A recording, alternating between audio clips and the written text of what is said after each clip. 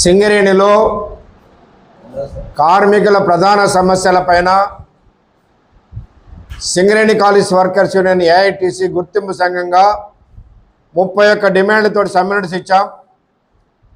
కొత్త రూల్స్ ప్రకారం 60 రోజుల ముందు సమ్మె నోటీస్ ఇవ్వాలి కాబట్టి 2 నెలల క్రితమే సమ్మె నోటీస్ ఇచ్చాం. ఈ ఆగస్టు నెల ఇప్పటి వరకు 60 రోజులు కంప్లీట్ అయింది.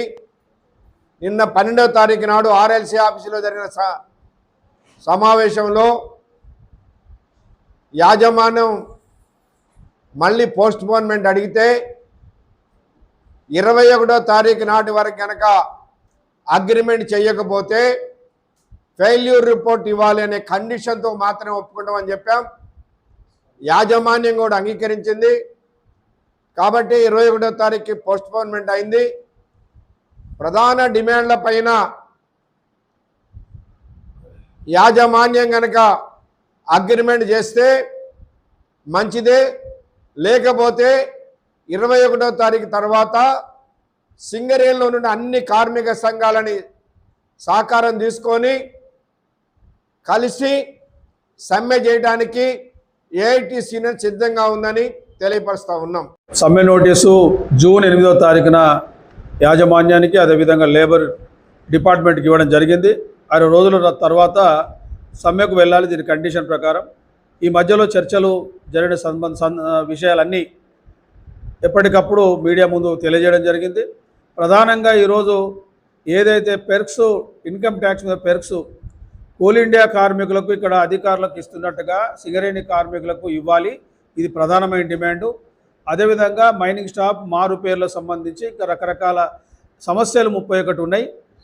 డిస్మిస్ కార్మికులకు సంబంధించి అదేవిధంగా N-1 అదేవిధంగా రిక్రూట్మెంట్, ముఖ్యంగా జూనియర్ అసిస్టెంట్ల రిక్రూట్మెంటు, ఇలాంటి అన్ని సమస్యలు ఉన్నాయి. కాంట్రాక్ట్ వర్కర్లకు సంబంధించిన మినిమం అంటే హై పవర్ వేతనాలు, వాళ్లకు మెడికల్ అండ్ హెల్త్ మన ఎడ్యుకేషన్ ఫెసిలిటీ ఇవ్వాలనేది, రిటైర్డ్ వర్కర్లకు కనీసం ఒక వారమైన సింగరేణి హాస్పిటల్లో ట్రీట్మెంటు ఇవ్వాలనేది, అదేవిధంగా ఎవరికైతే ఈరోజు ఫ్యామిలీ అటెండెన్స్ రూల్స్ మార్చాలని, ఇలాంటి తదితర అంశాల మీద సమ్మె నోటీసు ఇవ్వడం జరిగింది. ఈ సమ్మె నోటీసులో యాజమాన్యం ఈరోజు ప్రధానంగా ఉన్నాయి ఏంటంటే ఏదైతే లాభాల వాటాకు సంబంధించి కూడా ఈ డిమాండ్ పెట్టడం జరిగింది.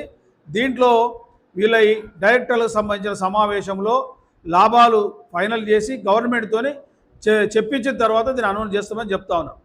అదేవిధంగా పెర్క్స్ మీద ఏదైతే కార్మికుల రిఫండ్ విషయంలో చైర్మన్ గారు ఈరోజు హయ్యర్ అథారిటీ ఆయనే కాబట్టి ఆయన దగ్గర మాట్లాడిన తర్వాత పరిష్కారం చేసుకోమని చెప్పారు.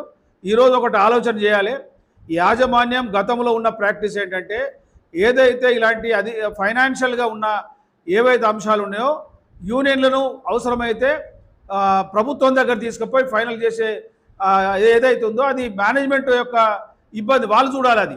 కానీ దీని మీద ఇంకా దీన్ని పోస్ట్పోన్ చేస్తే మాత్రం ఈరోజు యూనియన్గా ముందే మేము నిన్న అగ్రిమెంట్ దగ్గర ఆర్ఎల్సీ దగ్గర చెప్పినాం.